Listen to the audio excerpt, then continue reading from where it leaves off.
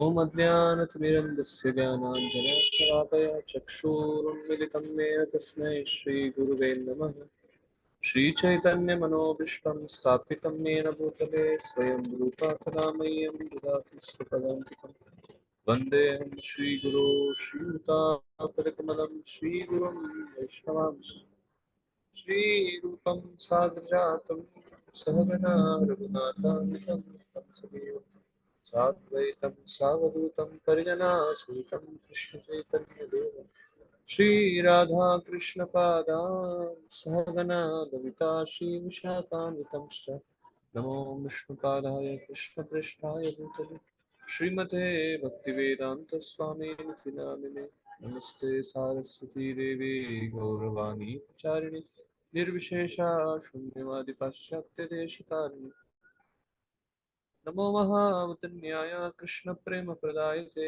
कृष्णाय कृष्ण चैतन्य नामिने गौरत्से नमः हे कृष्णा करुणा सिंधो दीनबंधो जगतपते गोपेशा गोपिका कांत राधा कांता नमोस्तुते तप्त कांचन गौरांगी राधे वृंदावनेश्वरी वृषभानुसुते देवी प्रणमामि हरिप्रे वाञ्छाकल्पतरुभ्यश्च कृपा सिन्धुभ्यः वच पतितानां पावनेभ्यो वैष्णवेभ्यो नमो नमः जय श्री कृष्ण चैतन्य प्रभु नित्यानंद श्री अद्वैत गदाधर श्रीवासादि गौर भक्तवृंद हरे Krishna Krishna Krishna Hare Hare Hare Ram Ram Ram Hare Hare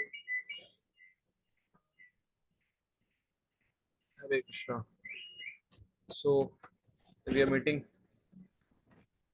after 1 year in 2024 with a new unit. This is we are going to take now the second unit of Canto 2. So, can you share something from the first unit, first 4 chapters? What question you have to, what you could uh, recollect? Can you recollect something from what we heard from last unit?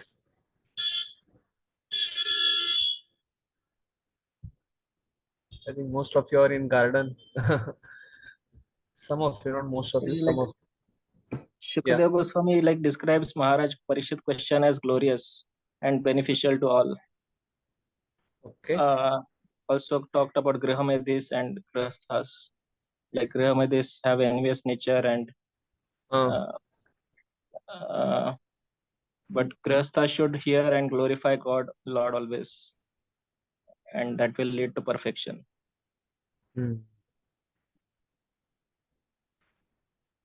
Varyaneshate Prashna.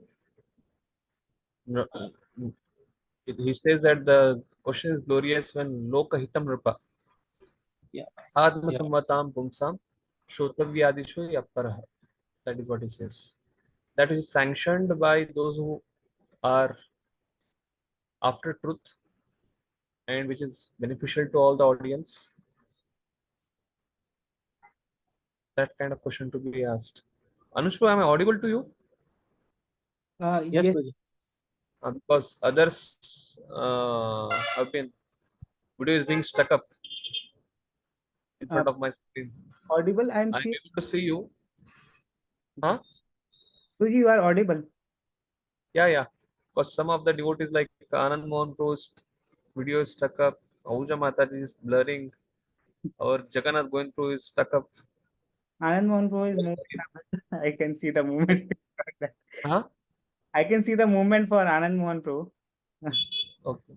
I think from my side also there is some correction. No issues. Yes. So this whole discussion is happening between Sukhdeva Goswami and Parikshit Maharaj. Yeah. Somebody else would like to?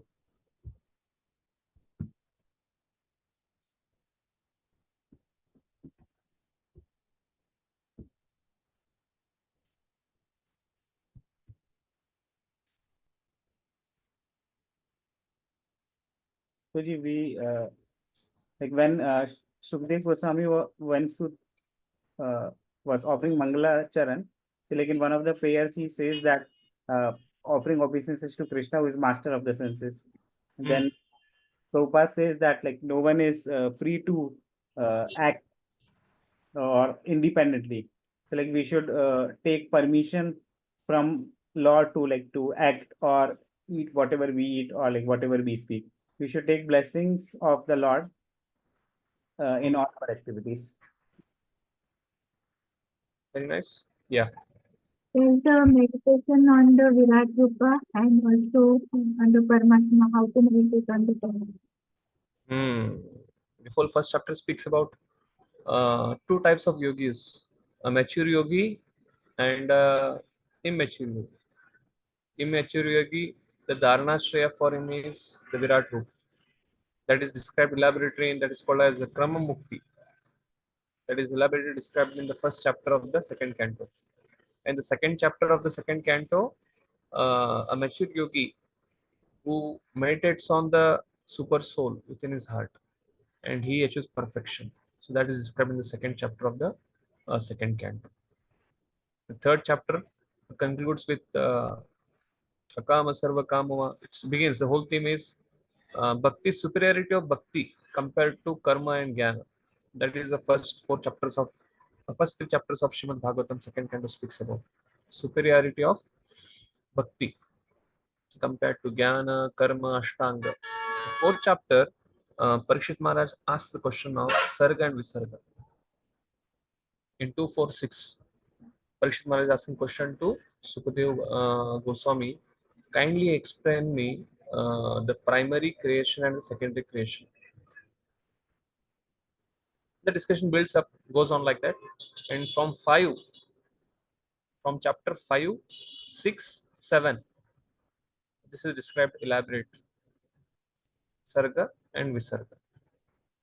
And 9 speaks about Brahma's meeting Lord Vishnu and Chatushloki. And 10th, the 10 themes of Bhagavatamatra Sarga Visargascha, Poshanam, Utstanam, Poshanam Utaya, Manvantara, Ishanukata, Nirodha Mukti Rashraya. So the 10th chapter of Srimad Bhagavatam describes all these 10 themes. And then Bhagavatam, the whole first and second canto of Srimad Bhagavatam is the prelude of Bhagavatam. It's setting the scene. Then the actual description starts. All these 10 themes are there from the first canto, second canto, third canto, fourth canto. But the third canto predominantly describes about the Sarga, the primary creation. And fourth canto speaks about the Visarga, that is secondary creation. Fifth canto speaks about the Sthanam, different planetary positions. Sixth canto speaks about Oshanam, how the protection of the Lord's protecting Ajamil, and then it goes on till the end. Seventh canto speaks about the Uteya, the inclinations, demonic inclination and divine inclination. Hiranyakashipu and Prahlad. The whole seventh canto speaks about Prahlad's description. Eighth canto speaks about the Ishanukata, Manvantara avatar. In one day of Brahma, there are 14 Manvantaras. So who are they? And each Manvantara, there is a Rishi, Shapta Rishi, then there is a Lord Hari who descends, then there is Devata, there is Indra, then there are assistants who are helping Indra. There are a set of 7 people who come in each Manvantara. That is described elaborately. Ninth canto speaks about Ishanukata, the Sun dynasty, the Moon dynasty, the kings from Sun dynasty and Moon dynasty. And at the end, concluding from the ninth canto, the Moon dynasty description, Parikshit Maharaj asks the Goswami, kindly elaborate on Chandra Vamsha, especially about Vrindavan Chandra, Lord Krishna. Then that is described elaborately in 10th canto. Then Nirodha and Mukti. So that is described in 11th and 12th canto. So right now, where we are now is, we are here.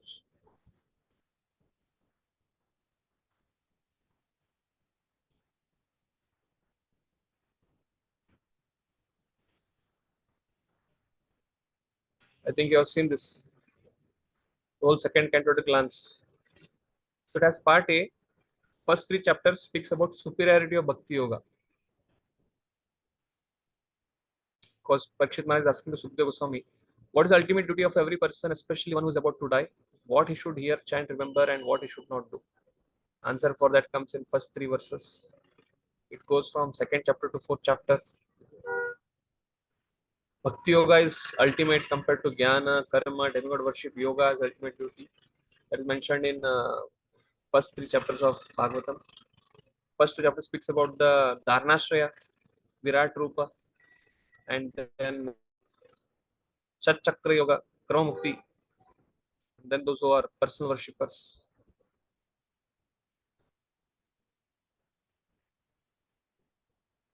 So 4th chapter.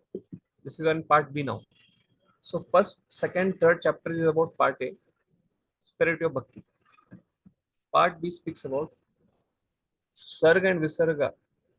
So now Parikshit Kumar is asking this question to Sukadeva Goswami. Explain me the details of Sarga and Visarga in 2.4.6 and 8. So now what Anushku told that Sukadeva Goswami is offering the Mangalacharan and quoting answers. Sukadeva Goswami is not telling something from his own speculation. He offers prayers in parampara, and then whatever has been discussed. Same thing Narad Muni had asked Brahma, who is the creator? Explain me about the primary creation, secondary creation. So, same thing Sukadeva Goswami is explaining the same conversation which happened between Brahma and Narada regarding the Sarga and Visarga. So that is in 4th the question starts. So in 5th, Narada expresses his conviction and doubts about the supremacy of Brahma. Brahma destroys his false conviction by establishing 2 status of the Lord and himself. Narada asks 6 questions. 2.5.2 questions are there in this. And then Brahma answers. What are the 6 questions? I'm just giving you a bird's eye view for you, because once we start the shlokas, we will go a little faster so that we can try to cover. This is very, these are in form of question and answer. Whole Bhagavatam is in form of question and answers. What are the questions? Yad Rupam. What are the characteristics of a universe? Yad Rupam. That answer comes in 2.5.14.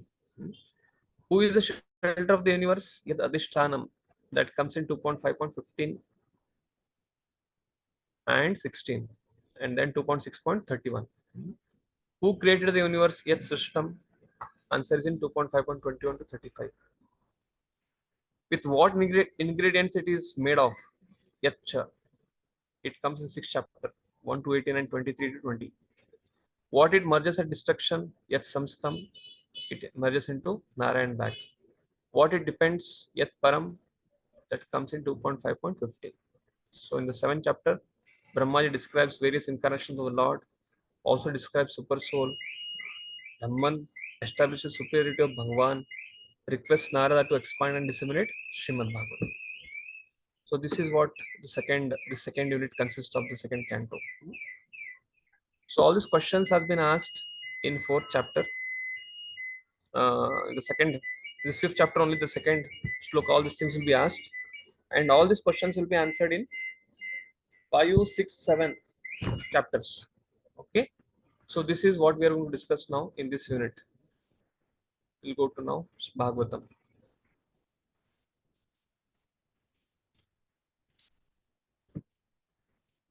Yes, so we'll start now. So Narada Vacha Devadeva Namastestu Bhuta Bhavana Purvaja Tad Vijanihi Yajnanam Atma Tattva Nidarshanam. I think numbering is given by Anushu.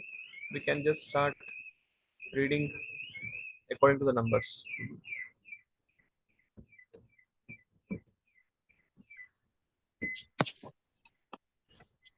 Translation. Yes. Shri Narad Muni asked Brahmaji, O chief amongst the demigods, O firstborn living entity, I beg to offer my respectful obeisances unto you. Please tell me that transcendental knowledge which specifically directs one to the truth of the individual soul and the super soul. Yeah. Prabhupada highlights basically on the parampara system, hearing in the parampara. Nothing new is concocted by anybody in the whole parampara. So the Prabhupada stresses on it. Yes, Prabhupada, can you read? Purport. The perfection of the parampara system or the path of the disciplic succession is further confirmed. In the previous chapter, it has been established that Brahmaji, the firstborn living entity, received knowledge directly from the Supreme Lord, and the same knowledge was imparted to Narad, the next disciple. Narad asked to receive the knowledge, and Brahmaji imparted it upon being asked. Therefore, asking for transcendental knowledge from the right person and receiving it properly is the regulation of the disciplic succession. This process is recommended in the Bhagavad Gita 4.2. The inquisitive student must approach a qualified spiritual master to receive transcendental knowledge by surrender, submissive enquiries, and service. Knowledge received by submissive enquiries and service is more effective than knowledge received in exchange for money. A spiritual master in the line of disciplic succession from Brahma and Narada has no demand for dollars and cents. A bona fide student has to satisfy him by sincere service to obtain knowledge of the relation and nature of the individual soul and the super soul. Yeah. So somebody can think of any pastime which happened in Prabhupada's life which speaks about this.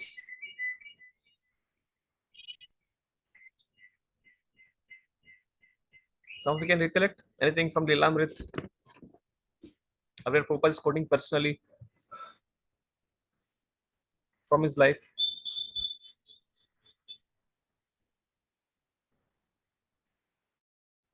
Anybody from the audience?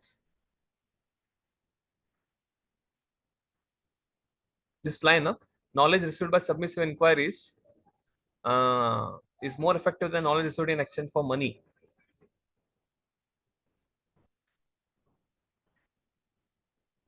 Anybody would like to try? Any pastime of Prabhupada from you have heard from Prabhupada's own mouth?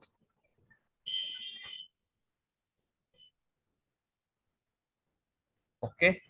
In Lilamrit, at one place, Satsuru Maharaj quotes, basically Prabhupada only, not in Lilamrit, basically Prabhupada speaks about one of the incident.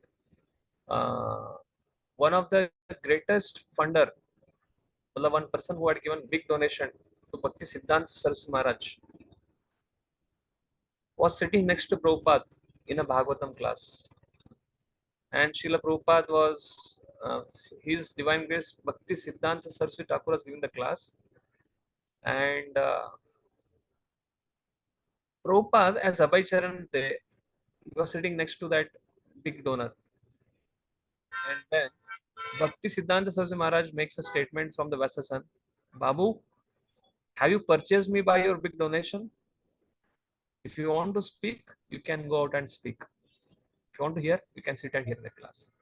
So basically, this is a parampara system where all the acharyas, they are very, Prabhupada is writing this statement because that is what he has not only read in the Bhagavatam, also he has seen from the activities of his Guru Maharaj, Bhakti Siddhanta Saraswati Maharaj.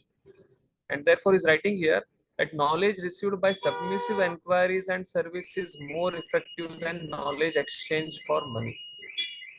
So his divine is Bhakti Siddhanta made the same point. If you see the Gaur Kishodas Baji Maharaj, he don't want you to accept any disciple.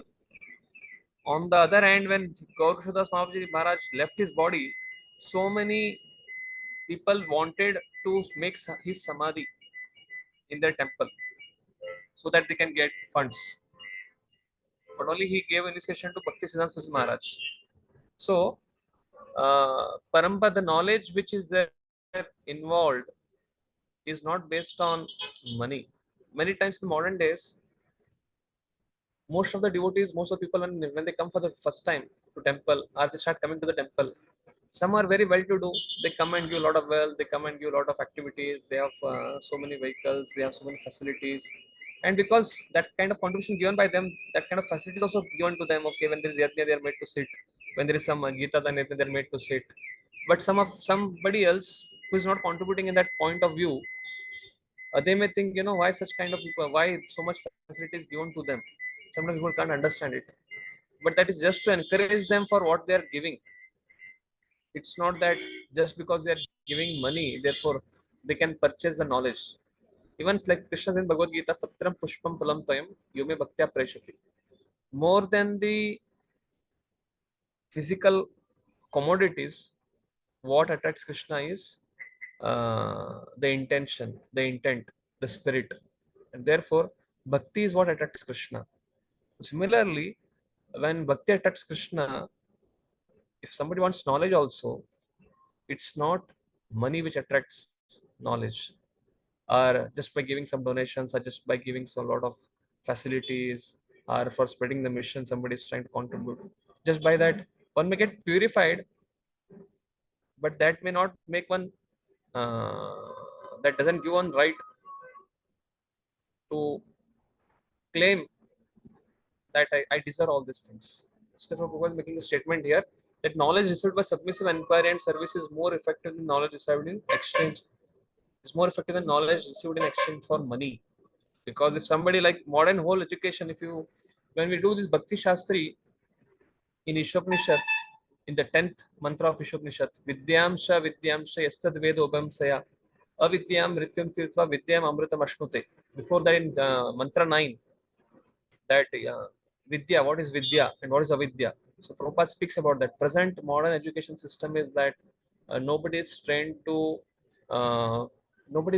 the principles of brahmacharya. Even a young person, he doesn't care enough to give respect to the old generation. So basically Prabhupada quotes the 20 symptoms of knowledge from Bhagavad Gita 13.8. He speaks about that 20 items of knowledge. So this knowledge, right now what people get knowledge in Kali Yuga is only information which cannot transform anyone. But the knowledge means transformation. A person may know something, but he applies it. And that is the difference between a realized soul and those souls who are not realized. And that is the reason what Shastras say, Sadhu Sangha Sarva Shastra Koi, Lava Matra Sadhu Sangha Sarva Siddhi Hoy. What is the meaning of that? That Sadhu Sangha which is being spoken is the Sangha of realized souls who know that knowledge, who have that wisdom. It's not just information. Okay. So therefore, Sukdev Goswami is repeating the same thing here to Parikshit Maharaj, that the answer to your questions, we will try to describe from Brahma's conversation with Narada. Narada is asking this question to Brahma, and Brahma is going to answer this. And that question is coming in the second shloka now. Yadrupam yadadishtanam yatashishtam idam prabho yat samstam yat param yatcha tattvam vadatatvatah. Yes. Translation: My dear father, please describe factually the symptoms of this manifest world. What is its background? How it is created? How is it conserved? And under whose control is all this being done? Purport? Yeah. So this whole shloka, if you see carefully, each word here starting with yad is a question. Yad rupam, symptoms of manifestation. Yad adhishtanam, what is the background or the foundation? Yad system, how it is created. Idam prabho. So prabho is here referring to Brahma. Yat samstam, when it is conserved after the whole pralaya. Yat param, now who is in supreme control of it. Yatcha, yatcha here refers to and tattvam, the symptoms. Basically, there are 6 questions which are being asked by Narad Muni to Brahmaji, which is being quoted by Sukdev Goswami to Parikshit Maharaj in answer to his question in 2.4.6 to 8. Yes, Maharaj, please continue the purport. Purport. The inquiries by Narad Muni on the basis of factual cause and effect appears very reasonable. The atheist, however, put forward many self-made theories without any touch of cause and effect. The manifested world as well as the spirit soul is still unexplained by the godless atheist through the medium of experimental knowledge, although they have put forward many theories manufactured by their fertile brains. Contrary to such mental speculative theories of creation, however, Narad Muni wanted to know all the facts of creation in truth and not by theories. Yeah, 1 minute, Mataji. So here, right now I was feeling, in modern days, we have a lot of information. So the first paragraph speaks about the information which is available to everyone on online, offline, wherever it is. Basically, modern day, whether it is a soft, whether it's online available, whether it's on Google, whether it's in libraries, present day knowledge is not knowledge, it's only information. That is what Prabhupada is trying to tell you. Yes, Mataji, please continue. Now Prabhupada speaks about what is knowledge. Knowledge means Yeah. transcendental knowledge. Yeah, please continue.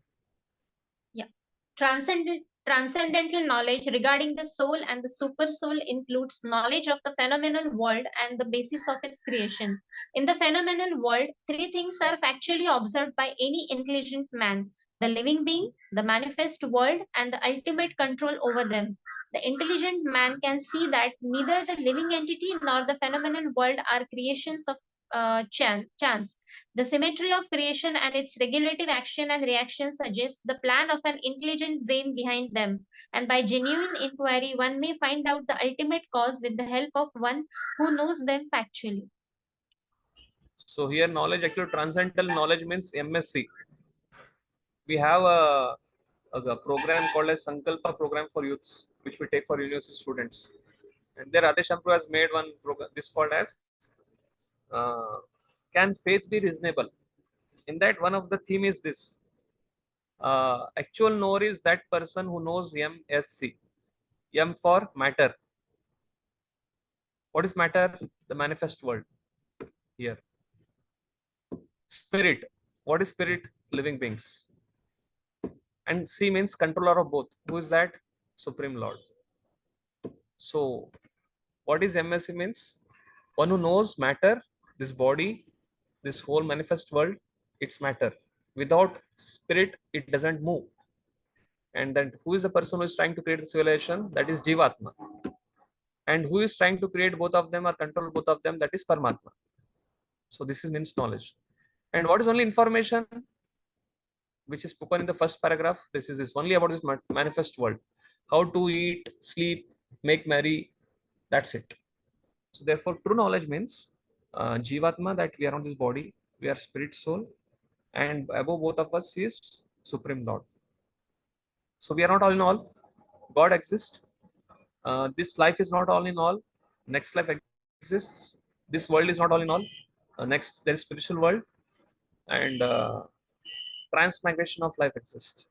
And this body is not all in all. Soul exists. These are the four principles which whole Bhagavad Gita speaks about. GIT. G for God is there. I for individuality is soul. T for transmigration. A for aim of life should be to go from the material world to spiritual world. That is the meaning of transcendental knowledge. Somebody understands it and somebody wants to live life based on it. Then that person is called to be knowledge. Yes. Sarvam hi tad bhavan veda bhuta bhavya bhavat prabhu karamalakavat vishwam vijnanavasitam tava. So Narad Muni is glorifying Brahma, telling like a person who holds Amalaki fruit in his hand, he knows everything of it. Similarly, you are the originator of the universe. Kindly explain all these questions to me. Basically, he is glorifying Brahma, telling that you are the ultimate controller. I have only seen you doing all the primary creation. Therefore, I think he hints it slightly that I think you should be the controller. But in further paragraphs, he tells, but still you are doing all the activities, but I still see that you are sitting in meditation on someone. You are also going down in front of someone. So now what he's telling is glorifying him, telling that you are the controller of everything. But in subsequent shlokas, he's going to tell that you are also going and worshipping someone. So I want to know who is the supreme. That is what theme is building up now.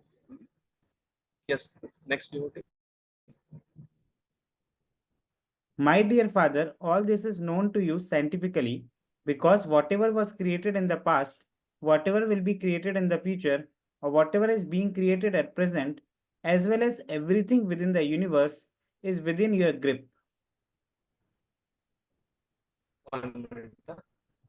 Sorry. Yeah. Just like a walnut.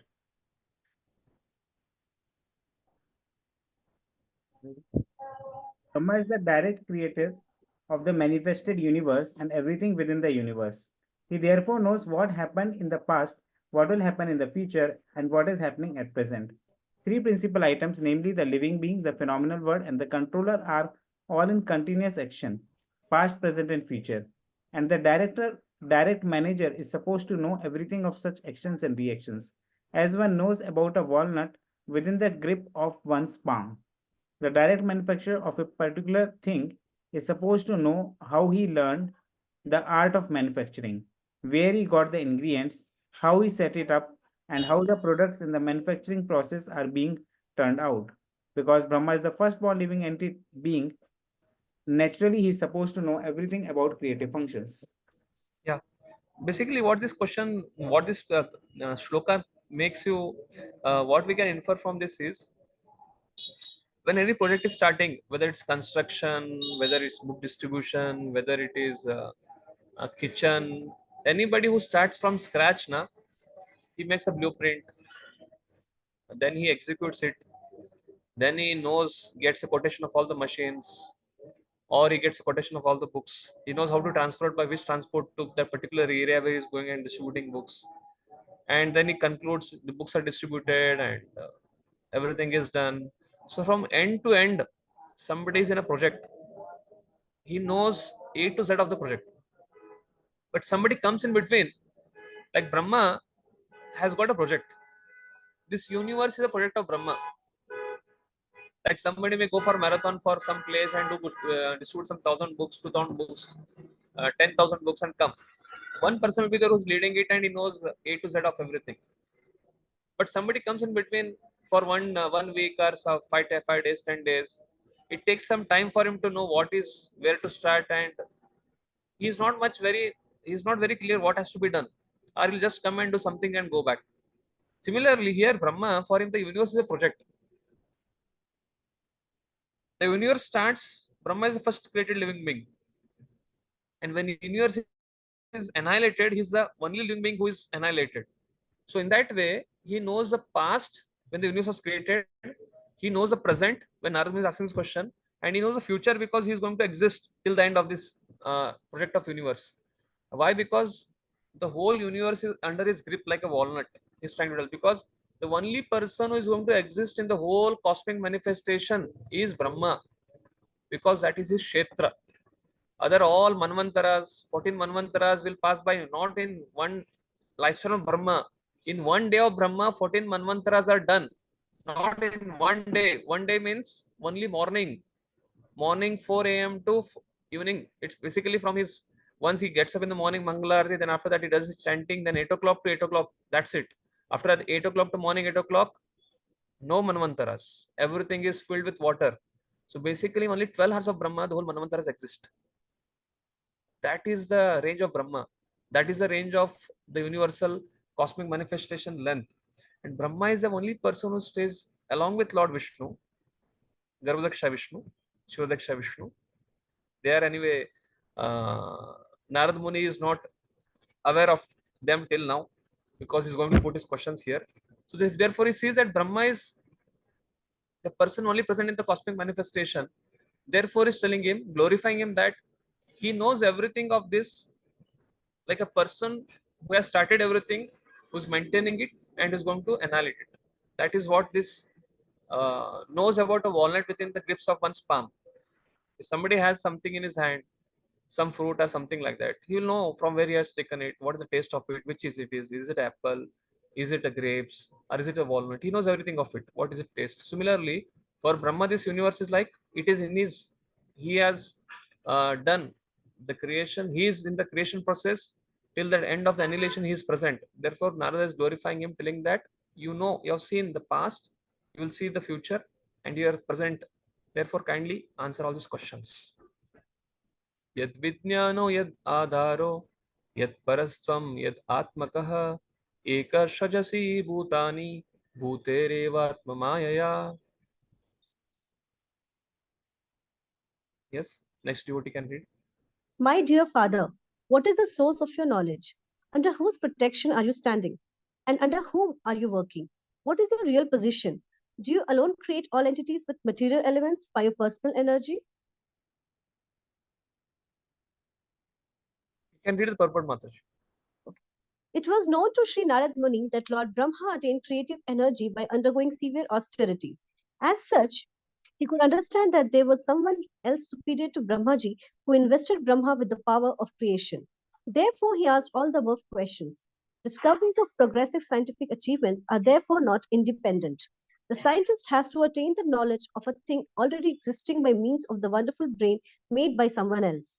A scientist can work with the help of such an awarded brain, but it is not possible for the scientist to create his own or a similar brain.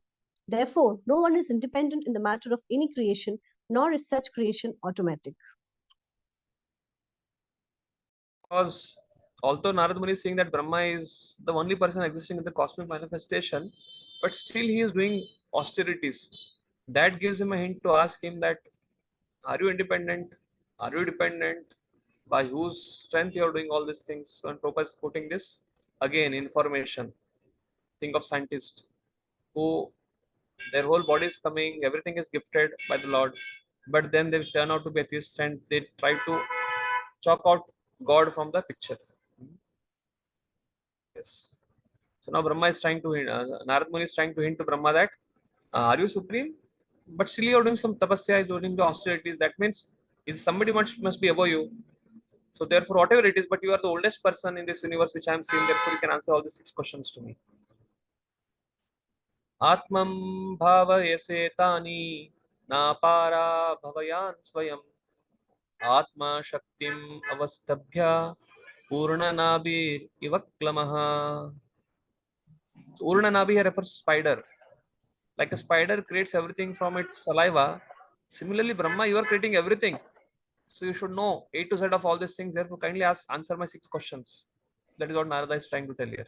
Yes. As a spider very easily creates a network of its cobweb and manifests its power of creation without being defeated by others. So also you yourself, by employment of your self-sufficient energy, create without any other help. Purport. The best example of self-sufficiency is the sun. The sun does not require to be illuminated by any other body. Rather, it is the sun which helps all other illuminating agents. For in the presence of the sun, no other illuminating agent becomes prominent. Narad compared the position of Brahma to the self-sufficiency of the spider, who creates its own field of activities without any other's help by employment of its own energetic creation of saliva. Basically, Prabhupada is giving a hint there that Narada Muni has not compared Brahma to sun. It has compared Brahma to. Hare Prabhu. Can you mute yourself, Prabhuji? Yes. So he is being compared. Narada Muni is comparing Brahma to spider because Brahma is creating sarga. He will do the visarga, but Brahma is also getting knowledge from somebody. Brahma has got his body from somebody. Brahma has got his intelligence from somebody, and therefore a sun is self-sufficient. Prabhupada is telling that actually when it comes to self-sufficiency, sun is self-sufficient, but spider is also coming from somebody. It also has its origin from someone. It is also created by someone. But when it comes to one spider as takes birth, it can create its own cobweb. So therefore, Prabhupada is trying to hint here is Brahma is a secondary creator. Therefore, Narad Muni is trying to glorify Brahma, telling him that yes, you are creating, but I want to know all these questions. But still, there are some austerities being done by you. Therefore, there should be somebody who is superior to you. Naham Veda Param Hyasmin, Na Paramam Na Samam Vibho, Nama Rupa Gunar Bhavyam, Sad Asad Kinchid Anyataha. Yes.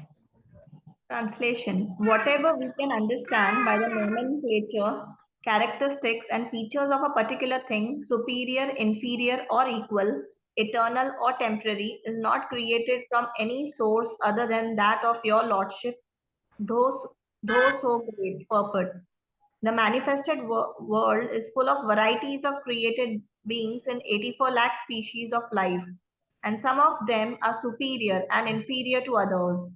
In human society, the human being is considered to be the superior living being, and amongst the human beings, there are also different varieties, good, bad, equal, etc. But Narad Muni took for granted that none of them has any source of generation besides his father, Brahmaji. Therefore, he wanted to know all about them from Lord Brahma. Yes. So whatever he's seeing Narad Muni across him, Brahma has created it. But that is secondary creation. The primary creation is creating the universe, uh, sending Garbhodaksha Vishnu in it. Then before Garbhodaksha Vishnu goes in it, trying the Garbhodaksha Vishnu goes and sits and creates his own saliva, sweat, and he floats in that. From his navel comes Brahma. So creation of Brahma is primary creation, and what Brahma creates is secondary creation. Therefore, Narad Muni is referring to secondary creation because Narad Muni is not in the past; he is in the present.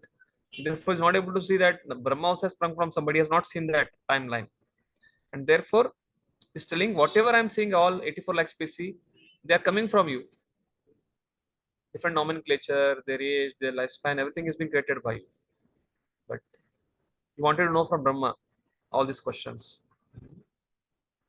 Sabhavan acharat goram yattapa sushamahitah tena kede yasena stvam parashankam chayachasi.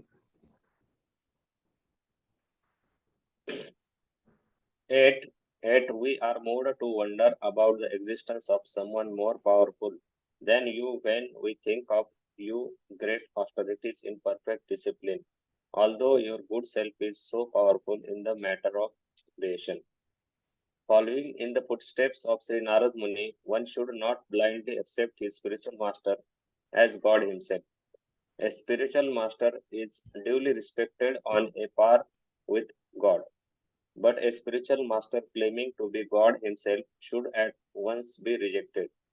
Narad Muni accepted Brahma as the supreme due to Lord Brahma's wonderful acts in creation, but doubts arose in him when he saw that Lord Brahma also worshipped some superior authority.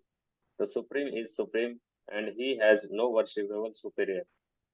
The Adhan Grahospati Angrasopasana.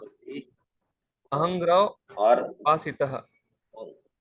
Asita, or the one who worships himself with the idea of becoming God himself, is misleading, but the intelligent disciple can at once detect that the Supreme God does not need to worship anyone, including himself, in order to become God. Angrahopasana, Ahamgrahopasana may be one of the process for transcendental realization, but the Ahamgrahopasita can never be God himself. No one becomes God by undergoing a process of transcendental realization. Narad Muni thought of Brahmaji as the supreme person, but when he saw Brahmaji engaged in the process of transcendental realization, doubts arose in him. So he wanted to be clearly informed. So Narad Muni is saying the secondary creation in the previous verse, and he's thinking that okay, Brahmaji is greater. But then he's also sitting and he also takes a japa beat. He also has his morning program. He also has Mangalarti, and he starts his office. Then creates 14 Manvantaras.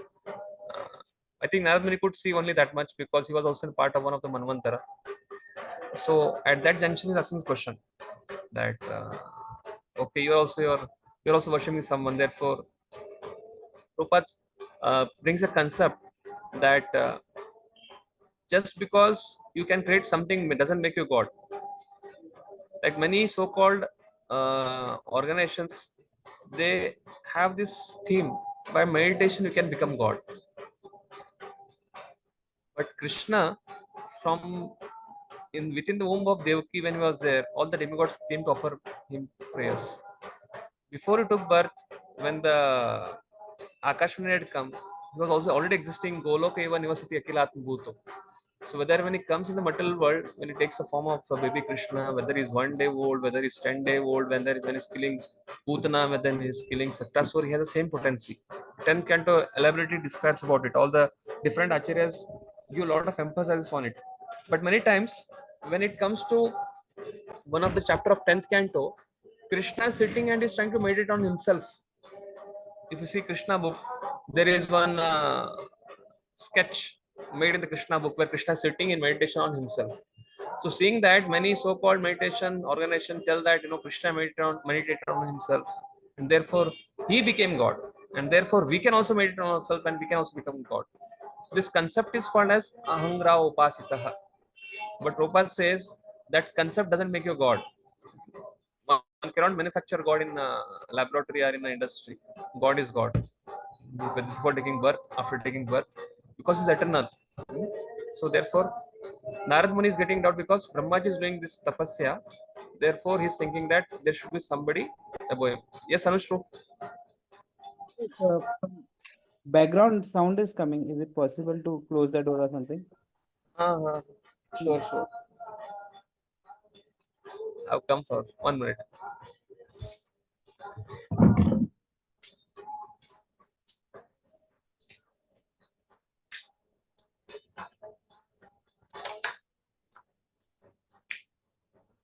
I've closed the door, but it's a perforated hall. Sound will still come. Okay, Prabhuji. It's very disturbing. Your sound is loud enough, but that is also distinct. It's okay, we'll manage. Okay, Background okay. Arati. How you're able to focus? If you're not able to focus, then I'll shift to some other inside indoor room. But their range may go down if I go down. Prabhuji, range is much more important. Otherwise, we will not be able to hear you. Chalega, I think this will just get over in some time, 5 minutes. Okay, Prabhuji, no problem. Okay, okay. एतन्मे पृच्छता सर्वं सर्वज्ञ सकलेश्वरः विजानीहि यते वेदम् अहं बुद्धे अनुशासितः. Yes, next. Hare Krishna. Shall I read, Prabhuji? Please My read dear Prabhuji. my dear Yeah, father, yeah. my dear father, you know everything, and you are the controller of all. Therefore, you may all that I have inquired from you be kindly instructed to me, as that I may be able to understand it as your student. Shall I read purport, Prabhuji? The inquiries made by the Narad Muni are very important for everyone concerned, and as such, Narad requested Brahmaji to deem them suitable so that all others who may come in the line of disciplic succession of the Brahma Sampradaya may also know them properly without any difficulty.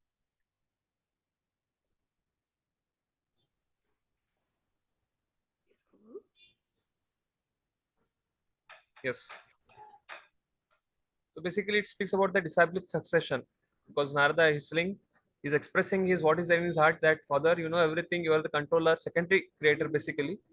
Therefore, may I all that have inquired from you, the 6 questions, kindly instruct all those things to me. And glory of this is why Sukadeva Goswami is quoting this conversation of Brahma to Narada Muni, because Brahmaji is not like the so-called spiritual master of the present generation, where he says, no, I am God. What makes you doubt my existence? I'm able to do so. I'm able to bring ash in my hand. I'm able to create that ash into gold.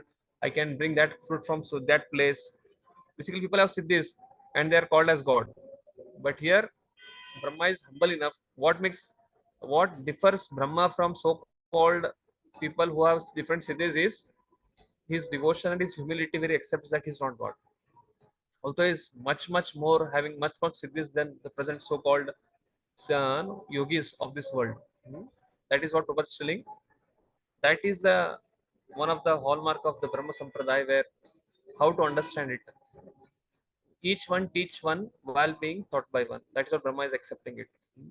Brahma Yuvacha. So now, first 8 was a conversation of Narad Muni is inquiring from Brahma. From 9 onwards, Brahmaji is going to speak. He's going to accept humbly. What is meaning of humility? Not anxious of being honored by others.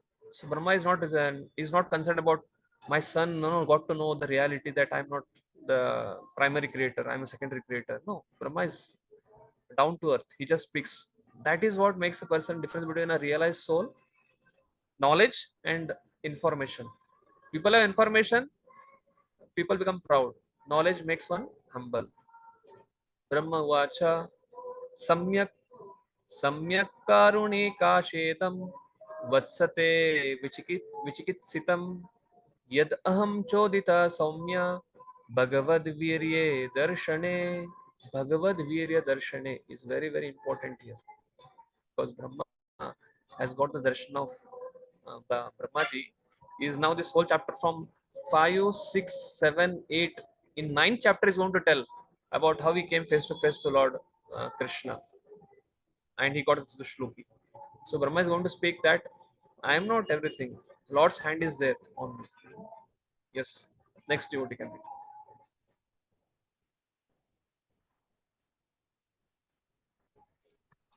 Translation. Lord Brahma said, "My dear boy Narada, being merciful to all, including me, you ask all these questions and thus inspired me to see with the prowess of the Almighty Personal Godhead."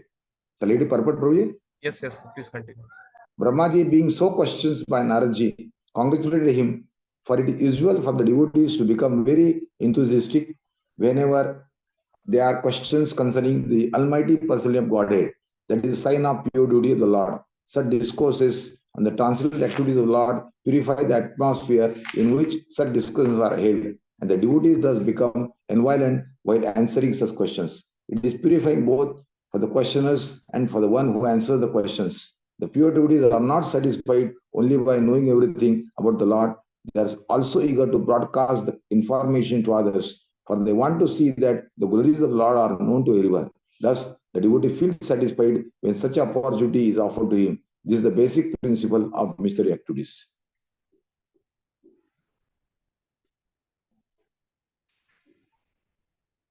Very, very basically, as a Bhakti Vaibhav student or Bhakti Shastri, or when you're studying, after studying, when you share all this information or this knowledge, very wonderful knowledge which we are getting here, what should be mood of a speaker of Bhagavatam? When we are in that matter, when we have got that opportunity to present, or when somebody asks us question, what should be the mood of a one who is addressing that question is being told by Prabhupada here. So Prabhupada starts with, he congratulated. He was becoming very happy. He's becoming blissful. Like, when Yamraj was approached by Yamdutas, when Ajamila was the first person who could not be brought back to Yamaloka, there was the first mission was aborted by the interference of the Vishnu Dutas. And when Yamdutas went to Yamraj, and Yamraj told, when they went, they also asked the same thing. What Narada is asking here. Narada is asking here, I thought you were the main creator, but seems that you're doing some tapasya, indicates that there's somebody else as a creator.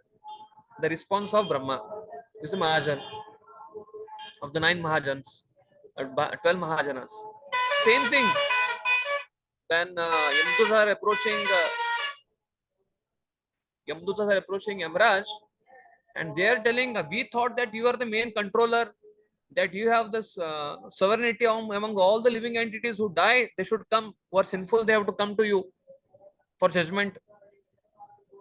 Then how is that this Ajamila, we could not control him? That means there are somebody, some very bright faced 3 people came and stopped us, 4 people came and stopped us from bringing him. That shows that there is somebody else more powerful than you.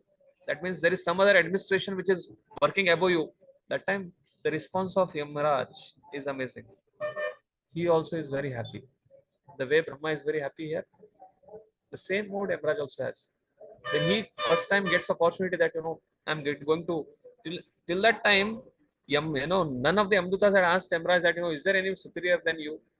First time in the history of history of his work, Yamaraj is getting opportunity to glorify Lord Vishnu, glorifying holy name of Lord, glorify the spiritual world. The same mode, same paragraph speaks of same mode. Basically, a bona fide representative of any parampara, what should be his mode? This paragraph speaks at length. So why? Because the discourses about Lord Vishnu is all purifying. Jagat Mangalakaram. It purifies everyone. The speaker, the hearer, the place, the ether, everyone. And for time to come, it is decoded and everybody gets purified because of it.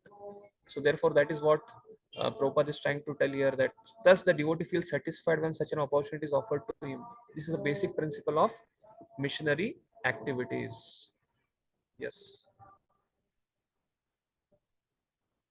Nanratam tava tachapi yatamam prabhavi shivo avidnyaya param matta etavatvam yato hime. Translation: whatever you have spoken about me is not false, because unless and until one is aware of the personality of Godhead, who is the ultimate truth beyond me, one is sure to be illumined by observing my powerful activities. Purport? Yeah. Yes, Mataji, continue. Yes, the frog in the whale logic illustrates that the frog residing in the atmosphere and the boundary of the whale cannot imagine the length and breadth of the gigantic ocean. Such a frog, when informed in the gigantic length and breadth of the ocean, first of all does not believe that there is such an ocean. And if someone assures that factually there is such a thing, the frog then begins to measure it by imagination by means of pumping its belly as far as possible, with the result that the tiny abdomen of the frog bursts and the poor frog dies without any experience of the actual ocean. Similarly, the material scientists also want to challenge the inconceivable potency of the Lord by measuring him with their frog-like brains and their scientific achievements. But the end, they simply die unsuccessfully like a frog. Sometimes a materially powerful man is accepted as a god or the incarnations of God without any knowledge of the actual God. Such a material assessment may be gradually extended and then attempted by reach to the highest limit of the Brahmaji, who is the topmost living being within the universe and has a duration of life unimaginable to the material scientist. As we get information from the most authentic book of knowledge, the Bhagavad Gita 8.17, Brahmaji's one day and night is calculated to be some hundreds and thousands of the years on our planet. This long duration of life may be not believed by the frog in the whale, but persons who have the realization of the truth mentioned in the Bhagavad Gita accept the existence of the great personality who creates the variegatedness of the complete universe.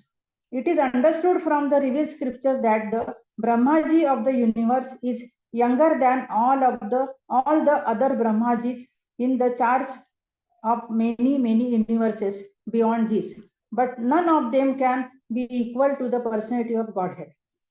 Narad is one of the liberated soul, and after his liberation, he was known as Narada.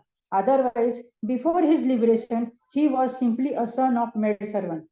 The questions may be asked why Naradji was not aware of the Supreme Lord and why he misconvinced Brahmaji to the Supreme Lord, to be the Supreme Lord, although factually he was not. A liberated soul is never bewildered by such mistaken idea. So why did Naradji ask all those questions just like an ordinary man with a poor fund of knowledge? There was such a bewilderment in Arjuna also. Although he is eternally associate of Lord, such bewilderment in Arjuna or in Narada takes place by the will of the Lord, so that other non-liberated person may realize the real truth and knowledge of the Lord. The doubt arising in the mind of Narada about Brahmaji becoming all-powerful is a lesson for the frogs in the whale, that they may not be bewildered in misconvincing the identity of personality of Godhead, even by comparison to the personality of like Brahma. So what to speak of ordinary men who falsely pose themselves as God or an incarnation of God. The Supreme Lord is always the Supreme, and As we have tried to establish many times in this purport, no living being, even up to the standard of Brahma, can claim to be one with the Lord. One should not be misled when people worship a great man as a god after his death as a matter of hero worship. There were many kings like Lord Ramachandra, the king of Ayodhya, but none of them are mentioned as a god in the revealed scripture. To be a good king is not necessarily the qualification for being Lord Rama, but to be a great personality like Krishna is the qualification for being the personality of Godhead. If we scrutinize the characters who took part in the battle of Kurukshetra, we may find that Maharaj Yudhishthira was no less a pious king than Lord Ramchandra. And by character study, Maharaja Yudhishthira was better moralist than Lord Krishna. Lord Krishna asked Maharaj Yudhishthira to lie, but Maharaj Yudhishthira protested. But that does not mean that Maharaj Yudhishthira could be equal to the Lord Ramchandra or Lord Krishna. The great authorities have estimated Maharaj Yudhishthira to be a pious man, but they have accepted Lord Rama or Krishna as a personality of Godhead. The Lord is therefore a different identity in all circumstances, and no idea of anthropomorphism can be applied to him. The Lord is always the Lord, and a common living being can never be equal to him. Hare Krishna.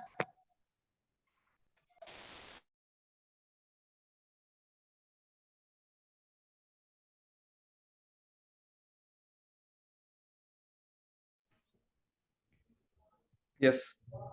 So Srila Prabhupada is trying to give you that Narad Muni's comparison, seeing Brahma, he was getting a doubt that whether he's supreme or not. So Prabhupada is bringing that principle that when Brahma is so humble enough to accept that he is not God, how can the people of this world with little bit of opulence can conclude that they are God and get a following? So Prabhupada is trying to tell here, just because Yudhishthira Maharaj is so pious, he cannot be made as God. Similarly, somebody has any opulence of the out of 6 opulences, they cannot be called made God. They might be having that opulence, but that will not make them supreme. Yes. Okay. So Prabhupada is trying here in this purport. Why Narad Muni is getting this question? Although he was a Dasiputra in the last life, and he became liberated. He became son of Brahma. He should be a devotee. In this also is a devotee. He should be aware of that, who is supreme, who is not supreme. So why he is asking this question like this?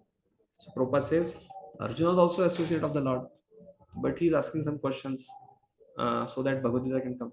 Similarly, Narada is asking this question so that Bhagavatam can be revealed. And now Brahma is going to further reveal Srimad Bhagavatam Chatushloki in the 9th chapter. That is what Prabhupada speaks about in this whole purport. Main theme. Yena sorochisa vishvam rochitam rochayamyaham yatarko agnir yata shoma yatarksha graha tarakaha. Yes. Next devotee.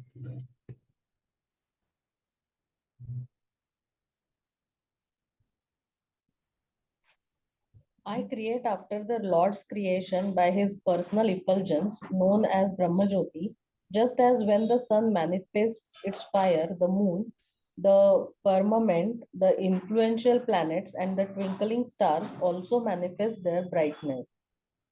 Purport. Lord Brahmaji said to Narada that his impression that Brahma was not the supreme authority in the creation was correct. Sometimes less intelligent men have the foolish impression that Brahma is the cause of all causes. But Narada wanted to clear the matter by the statements of Brahmaji, the supreme authority in the universe. As the decision of the Supreme Court of a state is final, similarly, the judgment of Brahmaji, the supreme authority in the universe, is final in the Vedic process of acquiring knowledge. As we have already affirmed in the previous verse, Naradaji was a liberated soul. Therefore, he was not one of the less intelligent men who accept a false god or gods in their own ways. He represented himself as less intelligent and yet intelligently presented a doubt to be cleared by the supreme authority so that the uninformed might take note of it and be rightly informed about the intricacies of the creation and the creator. In this verse, Brahmaji clears up the wrong impression held by the less intelligent and affirms that he creates the universal variegatedness after the potential creation by the glaring effulgence of Lord Sri Krishna. Brahmaji has also separately given this statement in the Samhita known as the Brahma Samhita 5.40, where he says, Yasya Prabha Prabhavato Jagadanda Kotim Kotishvashesha Vasudhadi Vibhuti Bhinnam Tad Brahma Nishkalam Anantam Ashesha Bhutam Govindamadi Purusham Tamaham Bhajami. I serve the Supreme Personality of Godhead Govinda, the primeval Lord, whose transcendental bodily effulgence, known as the Brahmajyoti, which is unlimited, unfathomed, and all-pervasive, is the cause of the creation of unlimited numbers of planets, etc., with varieties of climates and specific conditions of life.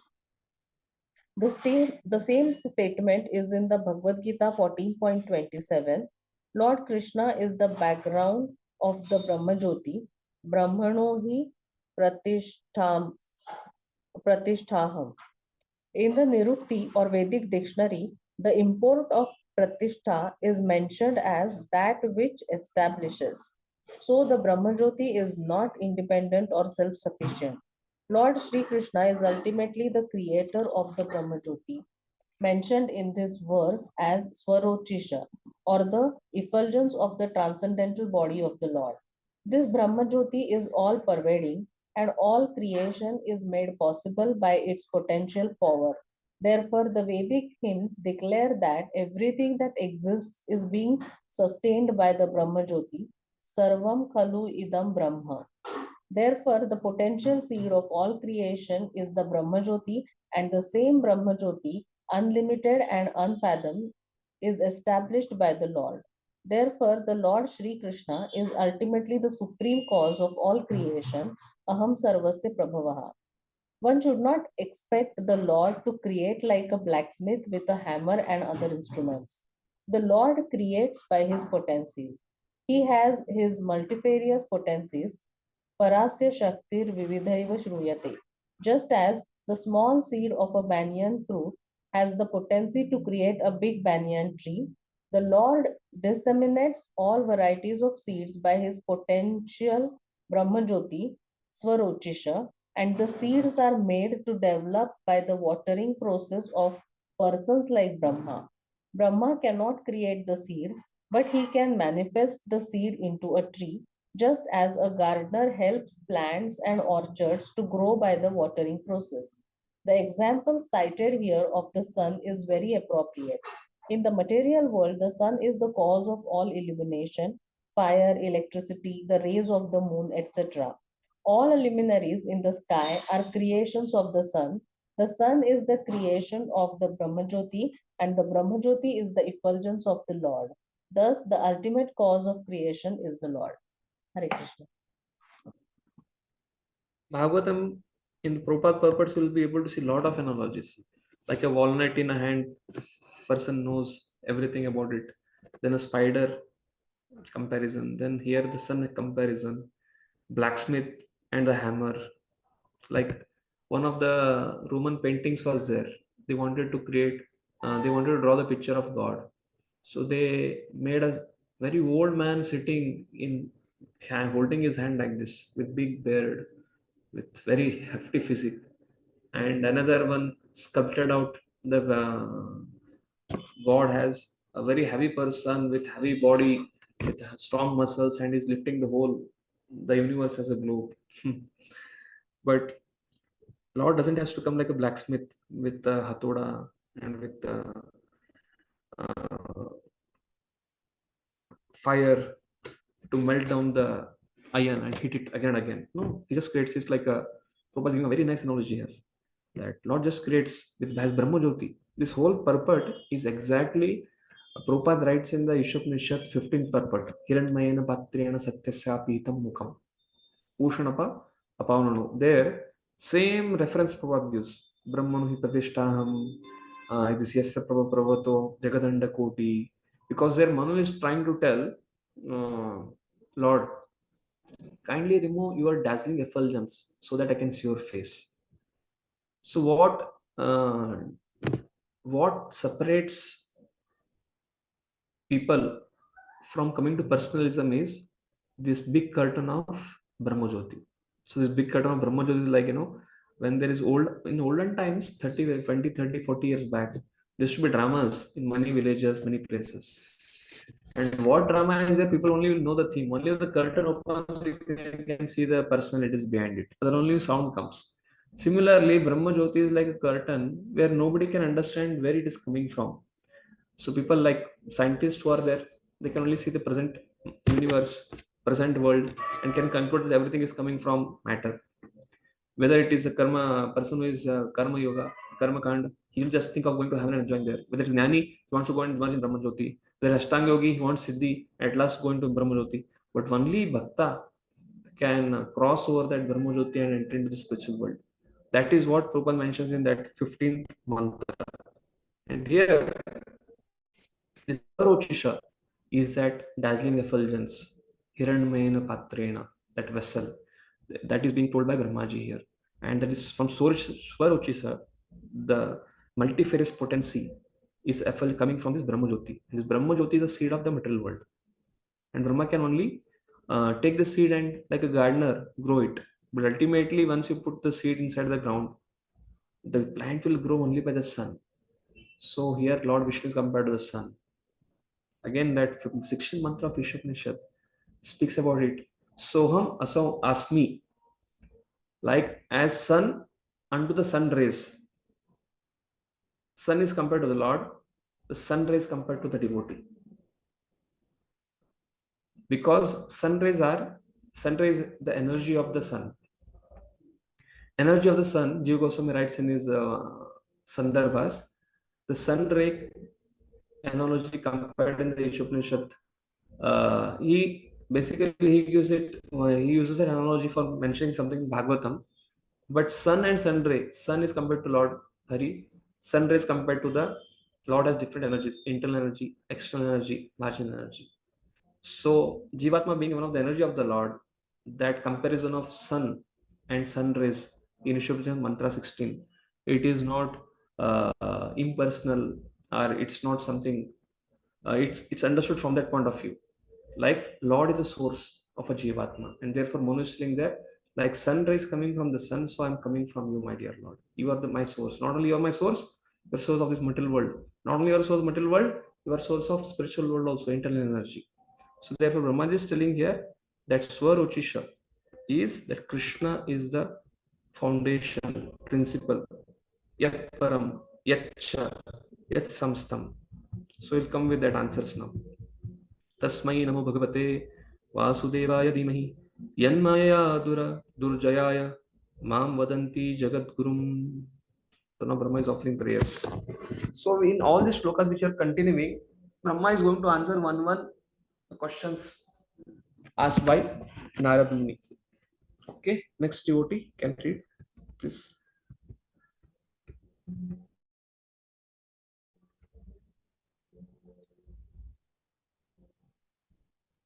Sandeep Prabhu.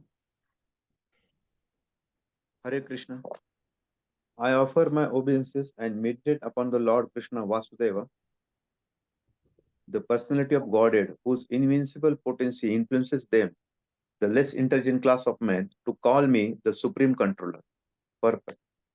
As will be the more clearly explained in the next verse, the illusionary potency of the Lord bewilders the less intelligent to accept Brahmaji, or for that matter, any other person as the Supreme Lord.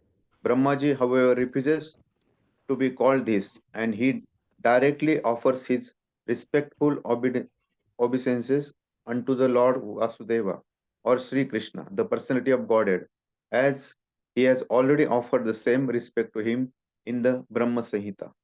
The Supreme Lord is the personality of Godhead, Sri Krishna. The primary Lord is his transcendental body and the ultimate cause of all causes. I worship that primary Lord Govinda. Brahmaji is conscious of his actual position and he knows how less intelligent person bewildered by the illusionary energy of the Lord whimsically accept anyone and everyone as God. A responsible personality like Brahma refuses to be addressed as the Supreme Lord by his disciples or subordinates, but foolish persons, praised by men of the nature of dogs, hogs, camels, and asses, feel flattered to be addressed as the Supreme Lord. Why such persons take pleasure in being addressed as God, or why such persons are addressed as God by foolish admirers is explained in the following verse. Hare Reason for people of this world to accept anyone and everyone as God. So this mantra, this shloka verse 12 speaks about it, the translation. That is what Prabhupada is writing here. That offer my obeisances to Vasudeva, Supreme Lord, whose invincible potency influences the less intelligent class of men to call me the Supreme Controller. Basically, avajananti mam muda manusham tanu ashritaha. They don't know the actual Krishna, Lord Krishna. Yes. Vilajjamanaaya yasya statum ikshapate muya vimohita vikattante mamaham iti durdiya.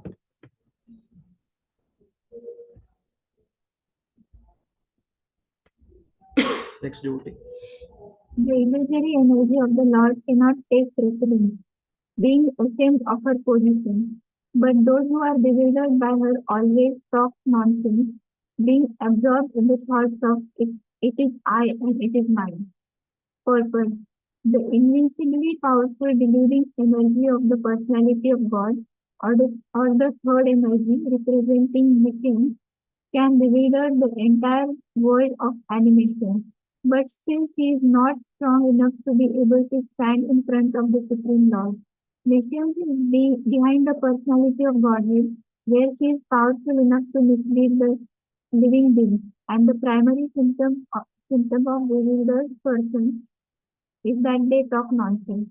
Nonsensical talks are not supported by the principles of the Vedic literature, and first grade nonsense talk is it is I, it is mine.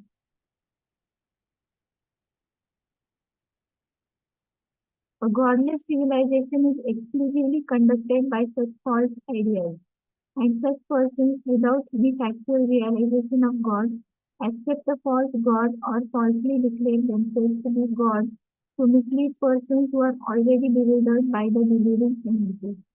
Those who are before the Lord, however, and who surrender unto him cannot be influenced by the deluding energy.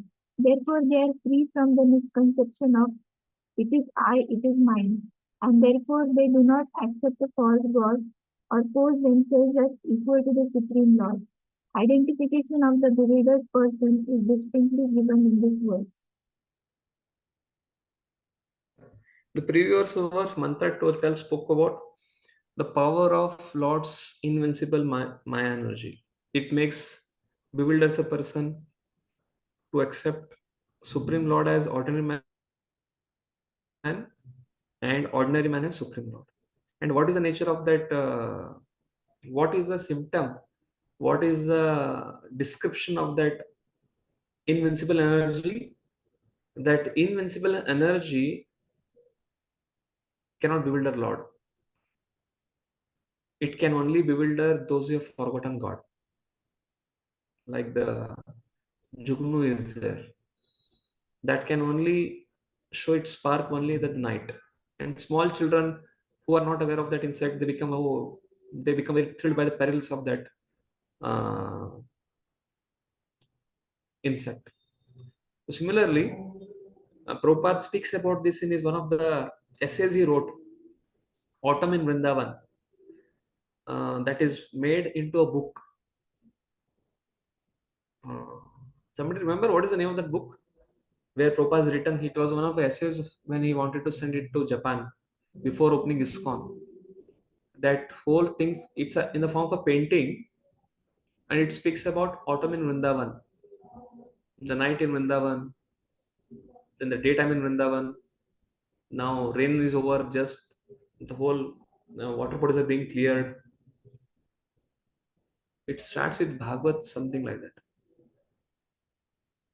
So basically, in one of the second or third essays Prabhupada has written in it, he speaks about this.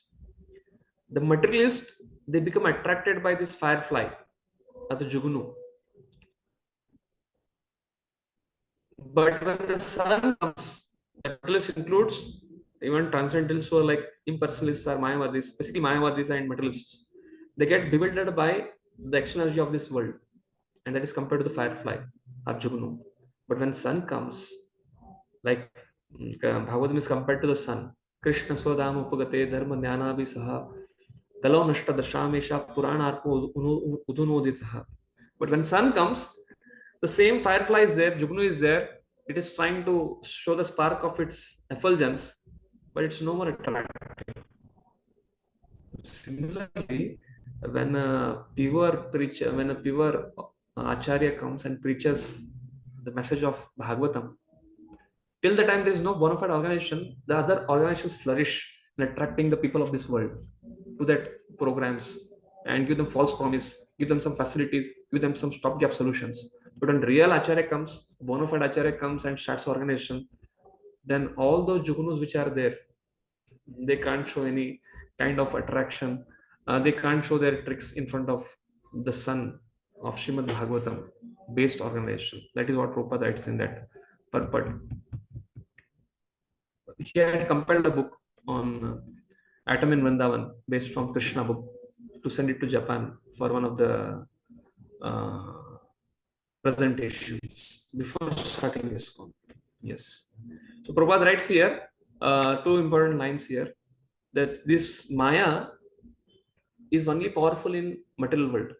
The science is behind the personality of Godhead, where she is powerful enough to mislead the living beings, and primary symptom of the bewildered person is that they talk nonsense. Basically, they identify the body and mind. But those who are in spiritual world or in the spiritual consciousness, also in the material world, they are like in front of the Lord and they surrender to the Lord. So Mama Maya Duratte Mamevai Prapadante Maya Metam Tarantite. So therefore, they surrender to the Lord. Also in the material world, they cannot be influenced by the deluding externality of Maya. Therefore, they are free from this conception of I and mine. So therefore, that symptom of that material energy is being discussed here, that she cannot take precedence in front of the Lord in the spiritual world, or wherever Lord's Sankirtan is going on, wherever the Lord's message is being glorified purely. But only when it is not there, in that absence, the material energy can flourish and try to bewilder the living entities. So answer to the first question is being mentioned in the next shloka. The first question was Yad Rupam. What are the characteristics of the universe? Yad Rupam is being answered in the coming 14th shloka now. Dravyam karma cha kalascha svabhava jiva eva cha vasudevat paro brahman na chanyo ritusti tatvataha. Yes, next devotee. Yeah. The five elementary ingredients of creation, the interaction thereof set up by eternal time, and the intuition or nature of the individual living beings are all differentiated parts and parcels of the personality of Godhead, Vasudeva, and in truth there is no other value in them. This phenomenal world is impersonally the representation of Vasudeva because the ingredients of his creation, their interaction, and the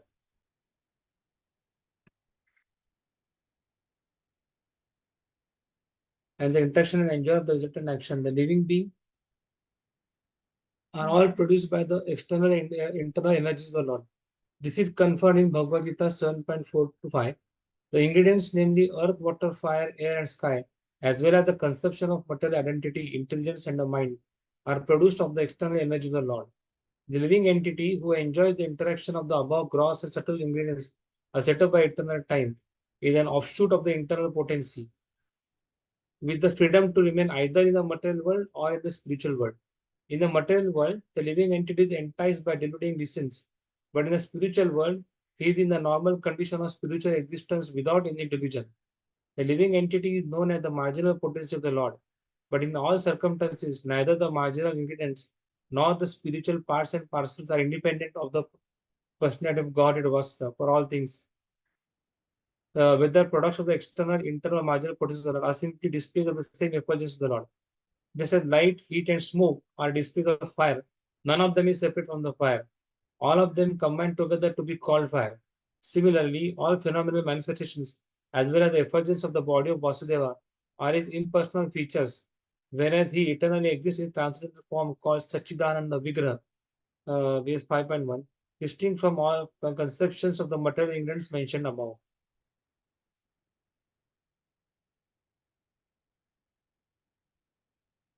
Hare Krishna. So therefore, the answer for the first question, Yad Rupam, is there in this paragraph where Prabhupada is writing. What is the Rupam? What is the five elementary ingredients of the creation? That is fire, air, ether, water, sound. The interaction thereof set up by the eternal time, the Kala feature.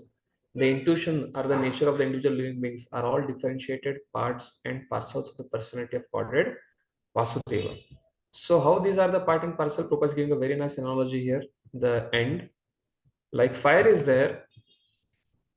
Here, yeah, there is Vasudeva is there, like sun and sun ray example. Like the sun is Lord Vasudeva. Sun rays are external, internal. Here, Prabhupada is writing it. Are simply display of the same effulgence, such just as light, heat, and smoke are similar displays of fire. So therefore, energetic principle. So what is Yadrupam? The five elements, their interactions, the Swabhava, what is being mentioned in the shloka, is everything is coming from Vasudeva. So therefore, it is an energy of Vasudeva. Like fire is the smoke, heat, and light is energy. Although fire doesn't create smoke. Basically, smoke doesn't exist independently. But when there is burning, the smoke comes. And when the fire becomes more, heat and light is given. So similarly, the basic foundation, Yadrupam, is Lord Vasudeva's energy in the form of all these things, five ingredients, and time factor, because time steers up the three modes of nature, and then the living entities, they start becoming conscious based on the three modes. The more descriptive of this will come in the 5th and 6th chapter now, as time comes now. Yes, you can go to the next shloka. Narayana Paraveva Narayanam Gajaha Narayana Paraloka Narayana Paramakaha. Vedic Next devotee. literatures. The Vedic literatures are made by and are meant for the Supreme Lord. The demigods are also meant for the serving the Lord as a parts of his body. The different planets are also meant for the sake of the Lord, and the different sacrifices are performed just to please him. Yeah. So basically, this shloka 15 and 16 is answering the second question of Narada. Yad Adhishthanam, who is the shelter of the universe? The last shloka answer was for Yad Rupam, what are the characteristics of the universe? Five elements, their intuition, all those things where the everything is made up of the time factor and five elements stirred together to make the consciousness of the living entity. Therefore, the body, the gross body and subtle body, the Jivatma, that is actually shown as, basically we are all spirit souls. When it comes to the material world, we get body made up of five elements, and the connection of the five elements with the soul is time factor, basically mind, intelligence, ego, that is created by Brahmaji in secondary creation. That is the answer. Now, who is the shelter of the universe? Garbhodakashayi Vishnu. He goes, Karanadakshayi Vishnu, from whom the coarse universe comes. And Garbhodakshaya Vishnu goes and settles down at the bottom of the ocean, this universe. And Shirodakshaya Vishnu, he becomes a Paramatma of every. Therefore, the shelter of the universe. The shloka 15 and 16 speaks about who is the shelter of the universe. Narayana Paraveda, Deva Narayana Angaja. The demigods, they are the different limbs of the Lord. And they are the different bodily parts of the Lord. And they are working on his behalf. Therefore, all the demigods will be active. There are 33 crore demigods, but they are acting on behalf of Narayana because they are just performing the actions of Narayana. Yes, Mataji, please read the purport. According to the Vedanta Sutras, Shastra Yonivat, the Supreme Lord is the author of all revealed scriptures, and all revealed scriptures are for knowing the Supreme Lord. Veda means knowledge that leads to the Lord. The Vedas are made just to revive the forgotten consciousness of the conditioned souls, and any literature are not meant for reviving God consciousness is rejected at once by the Narayana Para devotees. Such deluding books of knowledge, not having Narayana as their aim, are not at all knowledge, but are the playgrounds for crows who are interested in the rejected refuse of the world. Any book of knowledge, science, or art must lead to the knowledge of Narayana. Otherwise, it must be rejected. That is the way of advancement of knowledge. The supreme worshipable deity is Narayan. The demigods are recommended secondarily for worship in relation to Narayan because the demigods are assisting hands in the management of the universal affairs. As the officers of a kingdom are respected due to their relation to the king, the demigods are worshipped due to their relation to the Lord. Without the Lord's relation, worship of the demigods is unauthorized, avidhi purvaka, just as it is improper to water the leaves and branches of a tree without watering its root. Therefore, the demigods are also dependent on Narayan. The lokas or different planets are attractive because they have different varieties of life and bliss, partially representing the Sachidananda Vigraha, Brahma Samhita 5.1. Everyone wants an eternal life of bliss and knowledge. In the material world, such an eternal life of bliss and knowledge is progressively realized in the upper planets, but after reaching there, one is inclined to achieve further progress along the path back to Godhead. The duration of life with a proportionate quantity of bliss and knowledge may be increased from one planet to another. One can increase the duration of life to thousands and hundreds of thousands of years in different planets, but nowhere is there eternal life. But one who can reach the highest planet, that of Brahma, can aspire to reach the planets in the spiritual sky where life is eternal. Therefore, the progressive journey from one planet to another culminates in reaching the supreme planet of the Lord, Madham, where life is eternal and full of bliss and knowledge. All different kinds of sacrifice are performed just to satisfy Lord Narayana with a view to reaching him. And the best sacrifice recommended in this age of Kali is the Sankirtan Yajna, the mainstay of the devotional service of a Narayana Para devotee. Yes. So Prabhupada very nicely explains each and every word in this purport.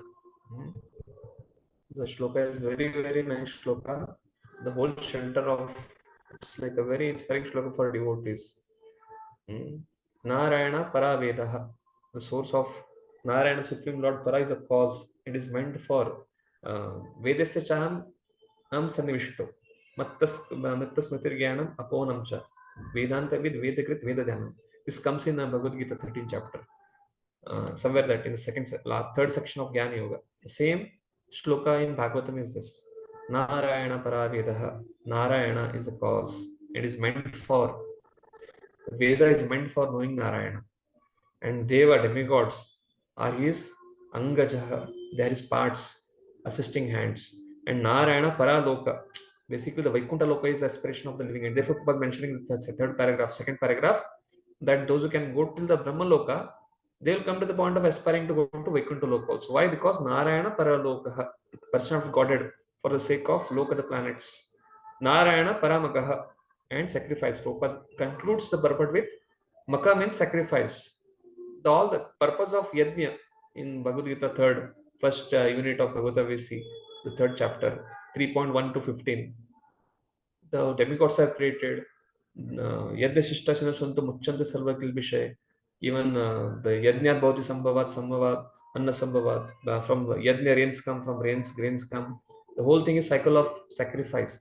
But there also Prabhupada mentions the same thing in the purport of Bhagavad Gita, that for this age of Kali Yuga, the sacrifice is Sankirtan Yajna, and that is the mainstay of Narayana Parabhaktas. Therefore, Prabhupada explains all 4 lines in this purport very nicely.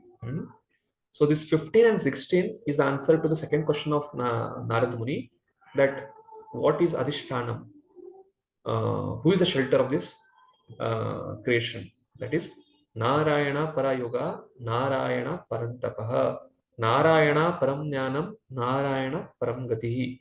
So it speaks about the purpose of yoga is to, which that yoga which helps you to know Narayana or to achieve Narayana. Tapa is meant for Narayana, Param Tapa, the tapasya by which one can come to Narayana, that is Param Tapa. Narayana Param Jnanam, that knowledge one can bring you to that is Param Jnanam, and Narayana Param Gati. And the goal of the perfection of goal is when you come to Narayana. Yes. Next devotee. Can read this. All different types of meditation or mysticism are means for realizing Narayana. All austerities are aimed at achieving Narayana. Culture of transcendental knowledge is for getting a glimpse of Narayana, and ultimately salvation is entering the kingdom of Narayana. Purport. In meditation, there are 2 systems of yoga, namely Ashtanga Yoga and Sankhya Yoga. Ashtanga Yoga is practice of concentrating the mind, releasing oneself from all engagements by the regulative process of meditation, concentration, setting posture, blocking the movements of the internal circulation of air, etc. Sankhya Yoga is meant to distinguish the truth from ephemerals, but ultimately both the systems are meant for realizing the impersonal Brahman, which is but a partial representation of Narayana, the Supreme Personality of Godhead. As we have explained before, the impersonal Brahman effulgence is only a part of the personality of Godhead. Impersonal Brahman is situated on the person of the Supreme Personality of Godhead, and as such, Brahman is the glorification of the personality of Godhead. This is confirmed both in the Bhagavad Gita and in the Matsya Puran. Gati refers to the ultimate destination or the last word in the liberation. Oneness with the impersonal Brahma Jyoti is not ultimate liberation. Superior to that is the sublime association of the personality of Godhead in one of the innumerable spiritual planets in the Vaikuntha sky. Therefore, the conclusion is that Narayana, or the Supreme Personality of Godhead, is the ultimate destination for all kinds of yoga system as well as all kinds of liberation. Srila Prabhupada in this whole paragraph speaks about these 4 things: for yoga, knowledge, tapa, and then gati. Basically, in meditation, all things come. That is the yoga, tapa, dhyanam, and then at the second part he speaks about the gati. So this is answer for the second question, yat adhishtanam. So continuing further, tasyapi drashto isasya utastasya kilatmanah shajyam shajami shashtoham ikshaya va bichoditah. Yes, next devotee. Translation. Inspired by him only, I discover what is already created by him, Narayana, under his supervision as the all-pervading supersoul, and I also am created by him only.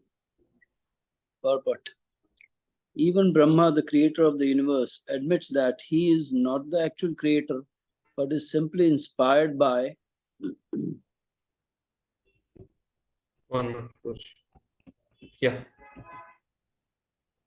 But he is simply inspired by Lord Narayana and therefore creates under his superintendence those things already created by him, the super soul of all living entities. 2 identities of soul, the super soul and the individual soul, are admitted to be in the living entity, even by the greatest authority of the universe. The super soul is the Supreme Lord, the personality of Godhead, whereas the individual soul is the eternal servitor of the Lord. The Lord inspires the individual soul to create what is already created by the Lord. And by the good will of the law of the Lord, a discoverer of something in the world is accredited as the discoverer. It is said that Columbus discovered the Western Hemisphere, but actually the tract of land was not created by Columbus. The vast tract of land was already there by the omnipotency of the Supreme Lord, and Columbus, by dint of his past service unto the Lord, was blessed with the credit of discovering America. Similarly, no one can create anything without the sanction of the Lord, since everyone sees according to his ability. This ability is also awarded by the Lord according to one's willingness to render service unto the Lord. One must therefore be voluntarily willing to render service unto the Lord, and thus the Lord will empower the doer in proportion to his surrender unto the lotus feet of the Lord. Lord Brahma is a great devotee of the Lord. Therefore, he has been empowered to inspire or inspired by the Lord to create such a universe as the one manifested before us. The Lord also inspired Arjuna to fight in the field of Kurukshetra as follows. Tasmatvam uttishta yasho labhasva jitva shatrun bhunksva rajyam samradham mai vaite nihatta purvam eva nimitta matram bhava savyasachi.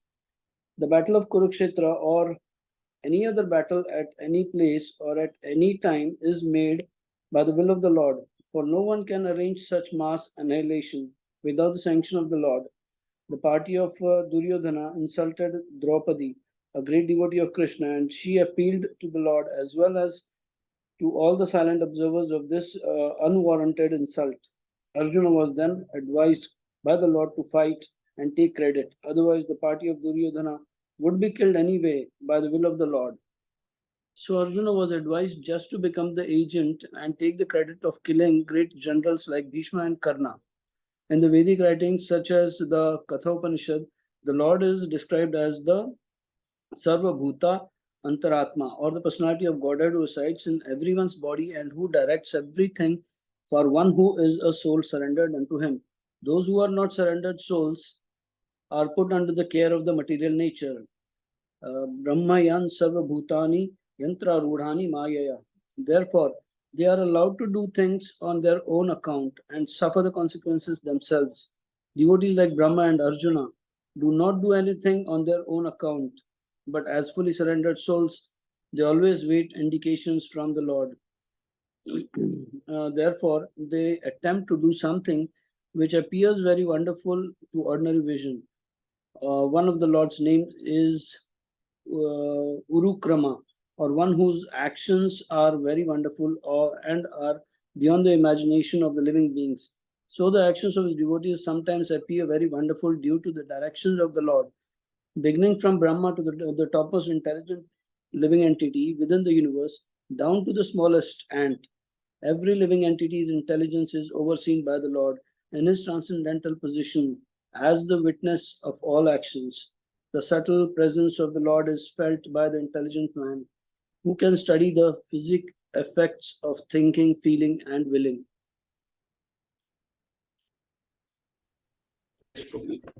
So this shloka speaks about Lord as inspired by him only. I discover what is already created by him.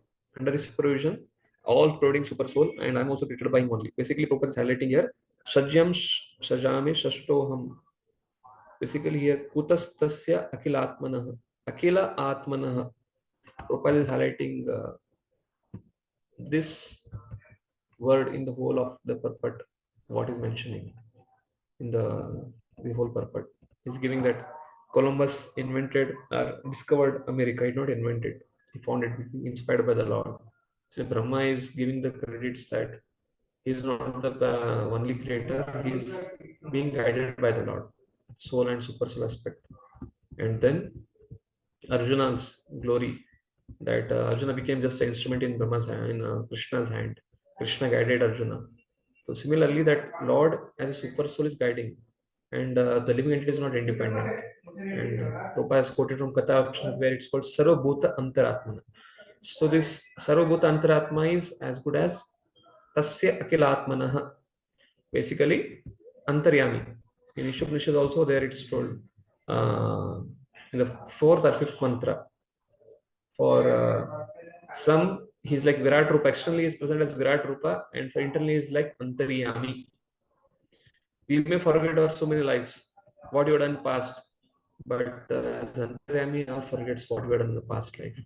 So therefore, he continues, brings our karmic reaction in this life and continues. If somebody has done good, he awards accordingly. Somebody has done bad, then he also awards accordingly. Somebody has done bhakti, then he takes them back home, back to Godhead.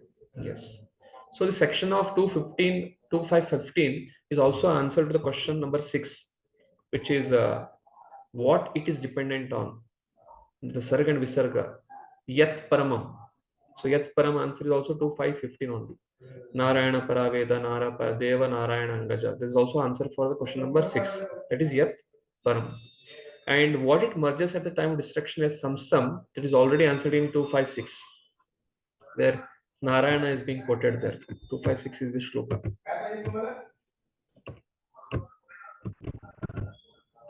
Just conclude with this discussion. Yeah. Naham Veda Parami Asmin, Na Param Na Samam Vivo, Nama Rupa Gunair Bhavyam, Sad Asad Kinchit Anyataha. So, we are whatever we can understand by nomenclature characteristics of particular superior, eternal, temporary, is not created from any source other than that of your lordships, though so great. So this though so great is Brahma is secondary creator here, but the primary creator is Lord Narayana. That is what it merges at the time of destruction is Narayana. 2.5, that's not just 5.6, it's both 5th and 6th chapter is being mentioned. Okay, any questions? It's already 4:30.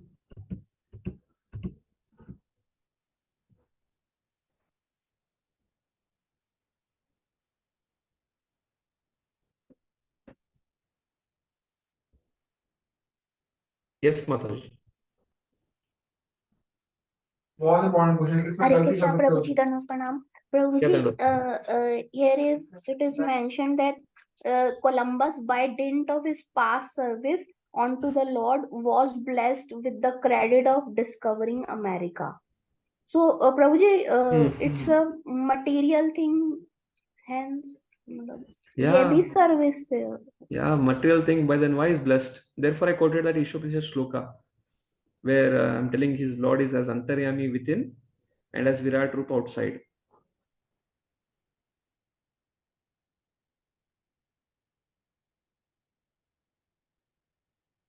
X का coefficient क्या है बच्चे? 2 है ना?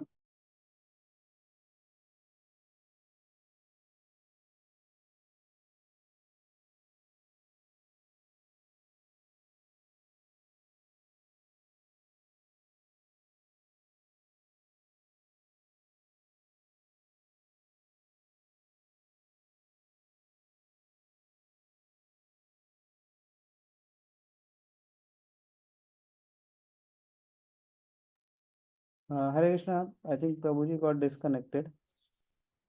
I'll just check if he's joining. Also, just posted to announcement, we have exam on 21st and check your attendance tomorrow.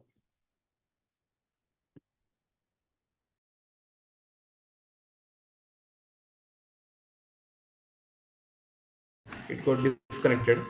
Therefore, I quoted that thing of from Ishopanishad, where Lord is referred to as Antaryami in one of the mantras. I think it's in 7th mantra. Yeah, it's in 7th mantra. Lord is present as Antaryami. Prabhupada writes there in the purport. Okay, I'll just try to share it. That will make your answer very clear.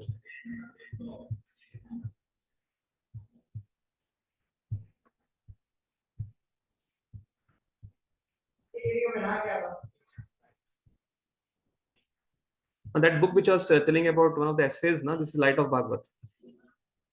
So in 3rd Assam verse, Prabhupada writes about that. Jugnu, that comes here. But anyways, we'll go to that Ishopanishad now.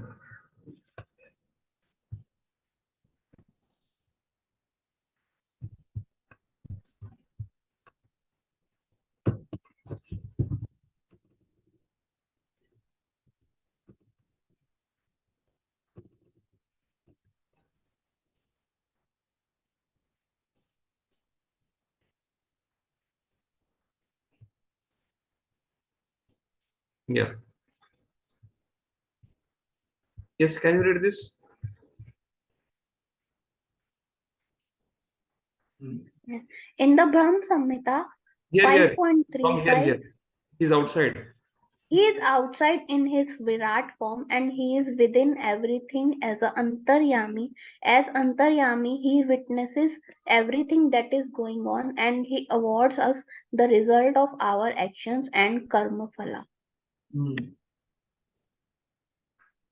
Continue. Okay, we ourselves may forget what we have done in previous lives, but because the Lord witnesses our actions, the results of our actions are always there, and we have to undergo the reactions, none otherless. Yes. So basically, answer is as a Paramatma, he is Upadashta Anumanta Bharta Bhokta Maheshwaram. He's like a garden, local garden. But when we become a devotee, he becomes Sham Sundar, he becomes Lord Ramchandra, he becomes Lord Vishnu. So it's not that when some non-devotee is succeeding in his life, he's not being blessed by the Lord. He's blessed by the Lord, but as an Antaryami form, as a super soul. Because till the time he is not having the blessing of a super soul, and super soul is not bringing his past karmic benefits in this life, he cannot flourish in his material life.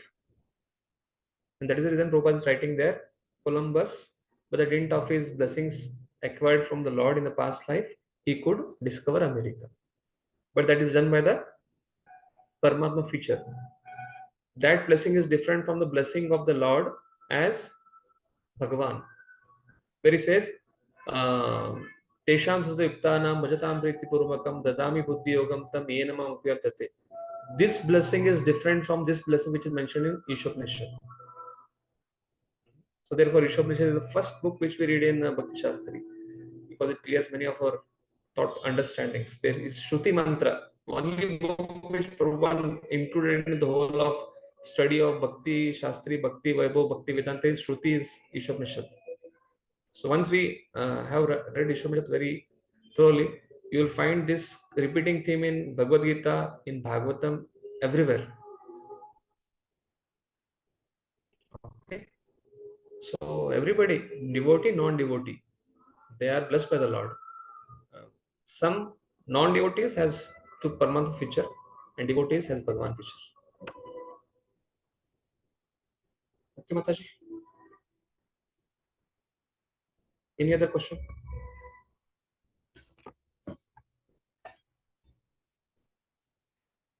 Hare Krishna, Prabhuji. Dandavat Pranam.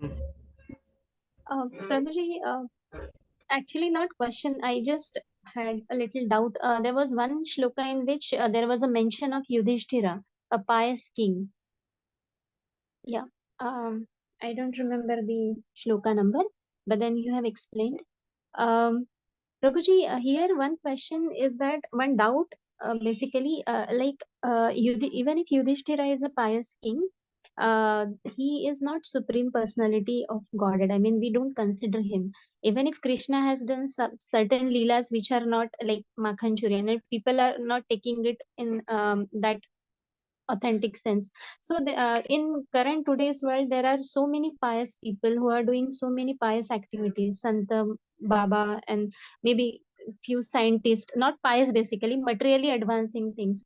So most of the time when I mean, we are also not great people, but whenever we try to make them understand that even if these people have done pious things, but they are not like supreme personality of God, Lord Krishna, so people don't accept. So is it because of their past karmas, or they will accept Krishna as a God only when they have a Ahaituki Krupa or some Sukruti? I mean, how we can understand this, Prabhuji?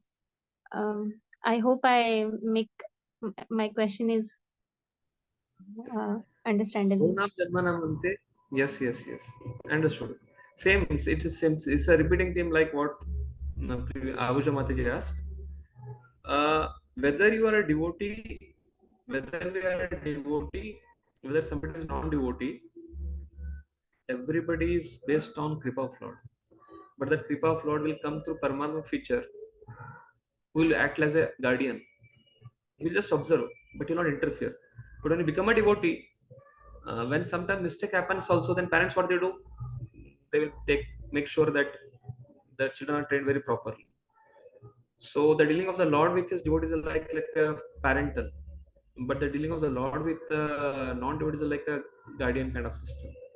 So why some people equate Lord Krishna, Lord Ram to be on the same pious person, and not they can't understand Lord Krishna, Lord Ram to be supreme person of Godhead, because everybody is in this universe is a university. So somebody is in first standard, somebody is second standard, somebody is third standard. That is what is that. Somebody is karma yoga, somebody is atheist, somebody is animalistic, somebody is cultured, somebody is cultured. Then there is like discussion between Sanatan Goswami, Rup Goswami with Chaitanya Mahaprabhu. Different gradations of the people, teachings of Lord Chaitanya, Chaitanya Charitamrita, it comes in Madhyalinga. So everybody that had different knowledge, the different knowledge compared to different realization or different classrooms. So surely those who come to the knowledge of point of coming to Krishna, they are very evolved souls. Therefore they have come through, they have completed many of their classes from karma, jnana, ashtanga. Therefore they have come to bhakti.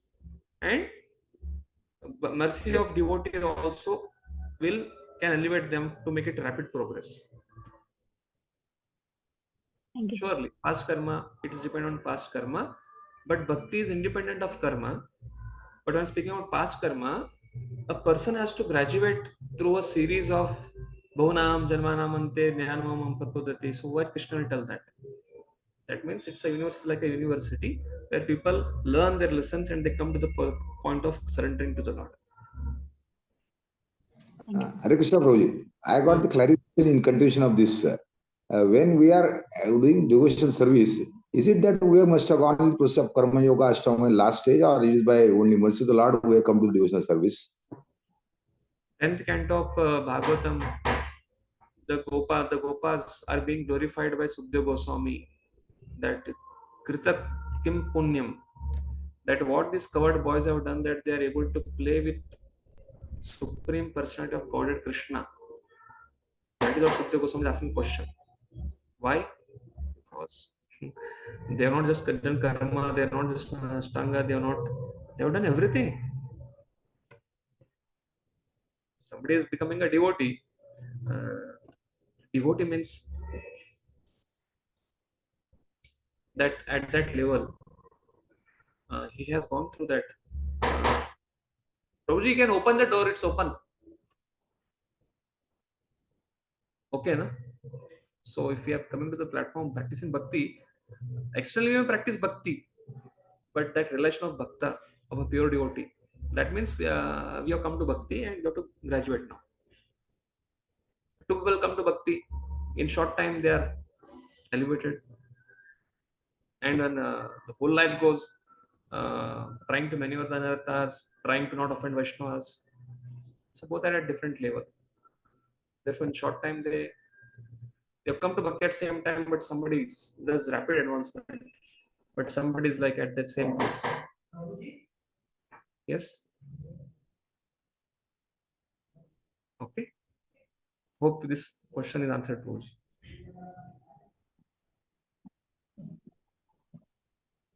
Hare Krishna, Prabhuji. Prabhuji, in the 10th shloka, there is a sentence. To be a good king is not necessarily the qualification for being Lord Ram, but to be a great personality like Krishna is the qualification for being the supreme, for being the personality of Godhead. Prabhuji, would you please elaborate a little on this? Prabhupada is what is saying is that just because of becoming a beg, one cannot become supreme just because of his administration skills.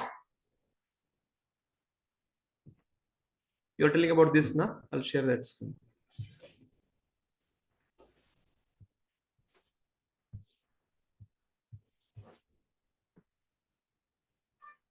Yeah, this right? There are many Yes. kings like Lord Yes. Ramchandra, the king of Ayodhya. None of them are being mentioned. And To be a to good king is yes. not necessarily the qualification for being Lord Ram, but to Yes. be a great personality like Krishna is a qualification for being the personality of God. Basically, this is a theme. The way the author plays with his words. Somebody is in a writing field. See, it doesn't mean anything. Doesn't mean that Lord Ram is ordinary and Lord Krishna is great. No. If you see the statement very carefully, I'll highlight it first in yellow. It means Ram and Krishna are same. The way Prabhupada is trying to mention here is, just by becoming a good king, one cannot become Lord Ram or Lord Krishna. But to be a great personality like Krishna and Ram is a qualification for being personality of Godhead. That means God is not created. God is God by his qualities. One cannot become God by meditation.